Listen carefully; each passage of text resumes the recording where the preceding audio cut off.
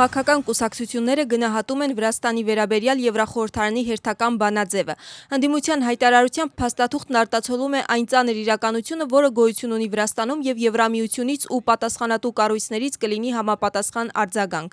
Իսկ իշխող թիմը ընդգծում է, որ եվրոպական բյուրոկրատիան չկարողացավ Վրաստանն օգտագործել որպես պրոքսի պետություն եւ թեև նրանք կոպտորեն միջամտում էին Վրաստանի ներքին գործերին, այնուամենայնիվ չկարողացան հասնել իշխանափոխության։ Իշխող թիմի հայտարարությամբ ժամանակն է, որ Եվրամիությունը նայի իրականությանը եւ սկսի երկխոսություն իրենց հետ։ Եվրախորհրդարանը երեկ ընդունեց Վրաստանի վերաբերյալ Ռասա Յուկնևիչյանեի ներկայացրած բանաձևը։ Բանաձևի հեղինակները կրկին պահանջում են Միխեիլ Սաակաշվիլիին բուժման նպատակով արտերկիր տեղափոխել։ Նրանք ընդգծում են, որ Եվրամիության եւ նրա անդամ պետությունների կողմից Բիձինա Իվանիշվիլիի վրացական երազանքի առաջնորդների, դատավորների, դատախազների եւ այլ պաշտոնատար անձանց նկատմամբ անհատական պատժամիջոցները կարևոր գործիք կլինեն։ Բանաձևի հեղինակները կարծում են, որ Եվրամիության դեմ թշնամական քարոզչություն են տարածում վրացական Իմեդի TV, Post TV եւ Ռուսթավի երկուսի հեռուստաընկերությունները եւ կոչ են անում Եվրամիության հաստատություններին վերանայել նման լրատվամիջոցների հավատարմագրումը Եվրամիության կառույցներում։ Նրանք նաեւ կոչ են անում անդամ պետություններին հետևել Միացյալ Թագավորության օրինակին եւ կիրառել համապատասխան սահմանափակող միջոցներ։ Բանաձևի հեղինակները նաեւ պահանջում են, որ Եվրամիության մարդու իրավունքների գլոբալ պատժամիջոցների ռեժիմի շրջանակներում պատժամիջոցների ցանկում ընդգրկվեն Վրաստանի հաղորդակցության հանձնաժողովի եւ Վրաստանի հանրային հեռարձակողի ղեկավար անձինք։ Եվրամիության ընդլայնման պատրաստակամության մասին Վրաստանի արտաքին գործերի նախարար Մակա Բոճորիշվիլին զրուցել է Իմեդի հեռուստաընկերության եթերում։ Մակա Բոճորիշվիլիի խոսքով գլխավոր հարցն այն է, արդյոք Եվրամիությունը պատրաստ է ընդլայնման։ Եթե Եվրամիությունը սկսում է ուղիներ փնտրել, թե ինչպես նոր անդամ պետությունները չդառնան լիիրավ անդամներ, ապա դա նշանակում է, որ Եվրամիությունը պատրաստ չէ նոր ընդլայնման եւ պարզապես փորձում է ստեղծել ընդլայնման պատրանք։ Նշել է Մակա Բոճորիշվիլին եւ ընդգծել, որ անդամակցության այն կարգը, որի մասին ներկայումս հայտարարություններ են արվում, հիմնովին փոխում է Եվրամիության էությունը։ Ամերիկայի եւ Իրանի նախագահները ստորագրել են փոխըմբռնման հուշագիր։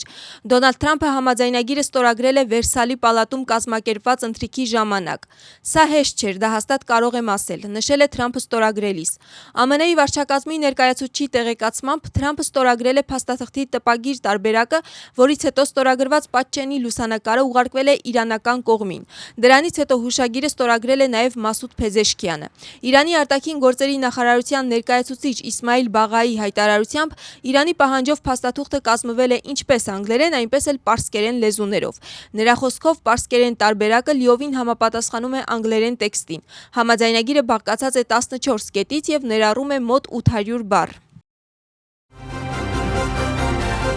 Հավատում եմ, որ այս համաձայնագիրը կնպաստի հակամարտության ավարտին, հնարավոր կդարձնի խաղաղությունը եւ Հորմուզի նեղուցի բացումը առանց վճարների, հայտարարել է Ֆրանսիայի նախագահը։ Էմանուել Մակրոնի խոսքով համաձայնագիրը նախատեսում է 60-օրյա ժամանակահատված, որի ընթացքում կշարունակվեն բանակցությունները Իրանի միջուկային ծրագրի եւ բալիստիկ հրթիռների վերաբերյալ։ Հորմուզի նեղուցի բացումը նրա խոսքով կարող է հանգեցնել վառելիքի եւ գազի գների նվազման։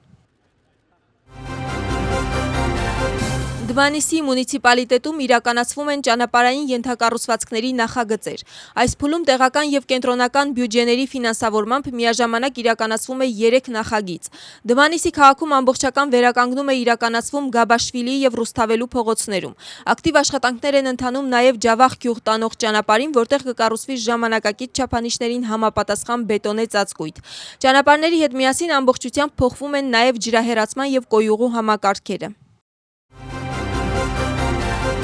Մարնեուլի մունիցիպալիտետի Իմիր գյուղում կտրված բլրին շարունակվում են հետազոտական աշխատանքները։ Հնագիտական հետազոտություններն իրականացնում է համատեղ արշավախումբը, որի կազմում են Վրաստանի ազգային թանգարանը, Գինու ազգային գործակալությունը եւ Կանադայի Տորոնտոյի համալսարանը։ Մարնեուլի մունիցիպալիտետի քաղաքապետը հանդիպել է արշավախմբի անդամների հետ եւ տեղում ծանոթացել ընթացիկ գործընթացին։ Ըստ վերջի միջազգային գիտական հետազոտության Վրաստանը ճանաչվել է հացահատիկային ցորենի ծագման ամենահին եւ անկախ կենտրոններից մեկը։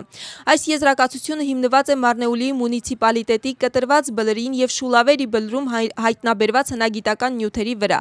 Կտրված բլուրը նեոլիթյան ժամանակաշրջանի կարևորագույն հնագիտական հուշարձաններից մեկն է, որի ուսումնասիրությունը գտնվում է աշխարհի առաջատար գիտական շրջանակների ուշադրության կենտրոնում։